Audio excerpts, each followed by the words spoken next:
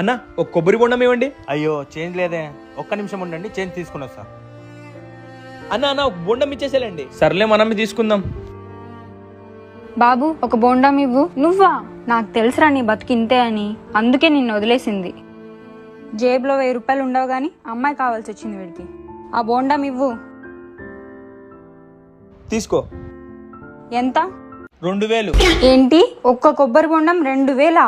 అవును, నా దగ్గర 2000. ఇప్పుడు తెలిసిందా ఎవరి దగ్గర డబ్బులు లేవు అని? పెద్ద నాకు చెప్పేకొచ్చింది. ఎవరి దగ్గర రా డబ్బులు లేవంటున్నావు? 2000 కాదు 5000 తీసుకో, పండగ చేసుకో. తీసుకో బాబు, నీది చేంజ్. తీసుకోండి, ఈ అమ్మాయికి ఒక కొబ్బరి బొండం ఇచ్చా.